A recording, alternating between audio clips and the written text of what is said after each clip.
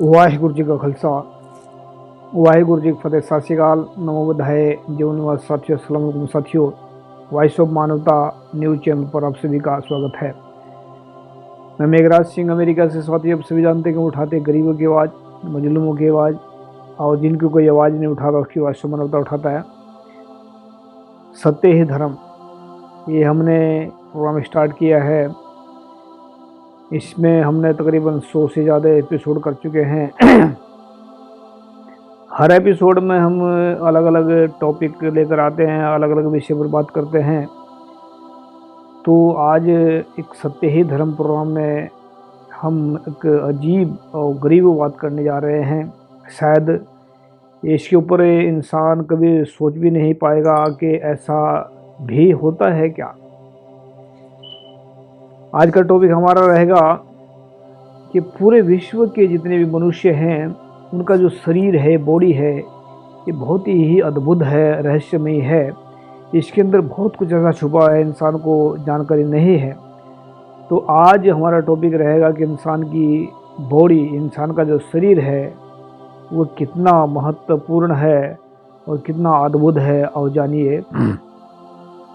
तो साथियों, हमारा जो चैनल है ये वॉइस ऑफ मानवता, ये आप सभी का है। इसको आप हमारा फेसबुक पेज इसको लाइक करें और ये जो यूट्यूब चैनल इसको सब्सक्राइब करें। तो हम बात करेंगे आज कि इंसान का जो शरीर है कितना अद्भुत है, कितना रहस्यमय है। तो जैसा कुछ चीज़ें हैं ऐसी, इसको पहुंचने, यहाँ तक पहुंचने तक इंसान जब यहाँ तक अगर पहुंचना चाहता है इंसान, उसके लिए कुछ शर्तें हैं, कुछ उसके लिए कुछ नियम होते हैं। जैसे कि जैसा इंसान का दिमाग सोचता है वैसा ही इंसान का शरीर करता है। यानी कि जो इंसान सोचता है कई बार वैसे ही इंसान करता है। ये शुरुआत कर रहे हैं कि ताकि इंसान का दिमाग उस चीज़ तक पहुँचे जिस चीज़ को हम बताना चाहते हैं। अगर दिमाग गलत सोचेगा तो शरीर भी गलत करेगा, अगर दिमाग सही सोचेगा तो शरीर भी सही काम करेगा। अगर दिमाग में झूठ और बेईमानी है तो इंसान का दिमाग गलत सोचेगा। यानी कि झूठ एक गलत की एक जड़ है, जहाँ से इंसान का जो गलत स्टार्ट होता है। अगर इंसान का दिमाग गलत सोचेगा तो इंसान का शरीर भी गलत ही करेगा। अगर इंसान के दिमाग में सच और ईमानदारी है तो इंसान का दिमाग सच सही सोचेगा। अगर इंसान के दिमाग में सही इंसान का अगर दिमाग ही सही है तो इंसान का शरीर भी सही काम करेगा। अगर दिमाग में सच है तो शरीर में सच है, मन में सच है, तन में सच है।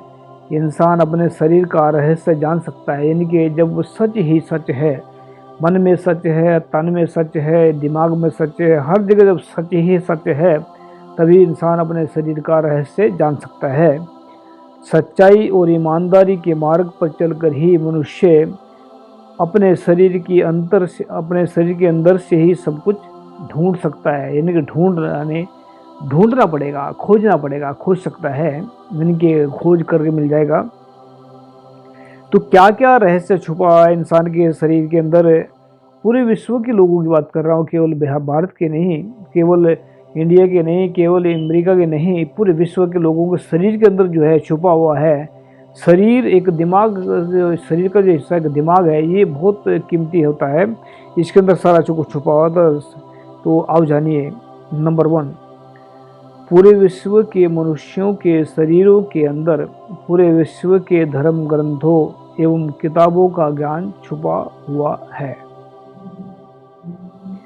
अभी आप सोच रहे होंगे कि ऐसा कैसे हो सकता है कि पूरे विश्व के दिमाग का बॉडी के अंदर ऐसा छुपा हुआ है। ढूंढेगा तो मिल जाएगा।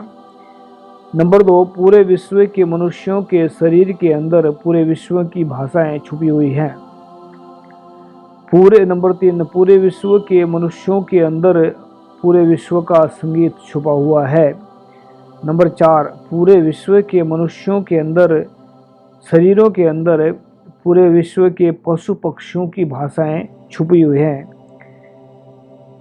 नंबर 5, पूरे विश्व के मनुष्यों के अंदर पूरे विश्व की कलाएं का मतलब होता है जो काला जो करतब होते हैं वो छुपे हुए हैं। पूरे विश्व, नंबर 6, पूरे विश्व के मनुष्यों के शरीरों के अंदर पूरे विश्व के हुनर छुपे हुए हैं। नंबर 7, पूरे विश्व के मनुष्यों के शरीरों के अंदर पूरे विश्व के गुण ज्ञान छुपे हुए हैं। पूरे विश्व, नंबर 8, पूरे विश्व के मनुष्यों के शरीर के अंदर पूरे विश्व के अवगुण छुपे हुए हैं। जहाँ गुण है वहाँ अवगुण भी है। अगर शरीर के अंदर गुण है तो अवगुण भी जरूर छुपे हुए हैं। ऐसा नहीं है कि कहीं गुण ही है तो कोई अवगुण नहीं है। ऐसा होता है कि जिस चीज़ को छेड़ते हैं वही मिलता है अंदर से। नंबर 9, पूरे विश्व के मनुष्यों के शरीर के अंदर पूरे विश्व के ऊपर राज करने की क्षमता छुपी हुई है। अभी हमने क्या कह दिया? अभी आप सोच रहे होंगे कि हमने ऐसा कैसे कह दिया, हम हमारे अंदर पूरे विश्व के ऊपर राज करने की क्षमता कैसे है? आप देख रहे होंगे पूरे विश्व में जो लोग ताकतवर बने हैं, जो लोग आगे बढ़ने की कोशिश कर रहे हैं, जो लोग चोरी छपुरी करने की कोशिश कर रहे हैं, जो लोग आगे मतलब सोच रहे हैं कि वो उस विश्व के ऊपर, वो भी तो इंसान ही है, वो जानवर तो नहीं है। लेकिन इंसानी बॉडी है, दिमाग को उन्होंने इस्तेमाल किया है, ऐसे वो चाहे वो गलत रास्ते पे जा रहे हैं उनका सजा तो मिलेगी उनको, लेकिन ऐसा करने की कोशिश कर रहे हैं तो ऐसा ये छुपे हुए हैं।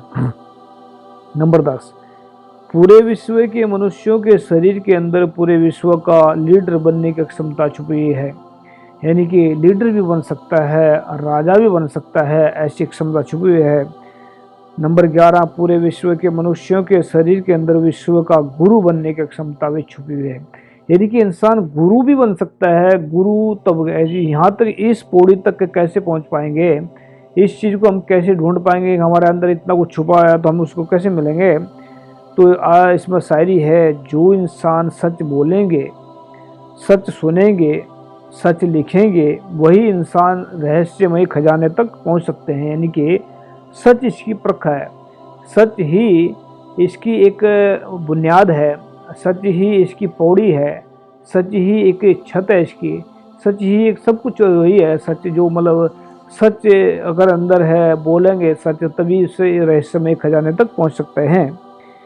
सब्र, संतोष और सहज अवस्था में पहुंचकर ही, यानी कि सब्र, संतोष और सहज अवस्था में पहुंचकर ही इंसान इस खजाने को अपने अंदर से ही पा सकता है। यानी कि ये नहीं है कि दौड़ रहे हैं, खजाने के पीछे चल रहे हैं, दौड़ रहे हैं, दिन रात भाग रहे हैं और वो मिल जाएगा, ऐसा नहीं है। सब्र, संतोष, गुरु नानक साहब भी समझाते हैं, इस बारे में बताएंगे। अगले इसको खत्म कर देते पहले। सच्चा गुरु मिले तो सच मिले।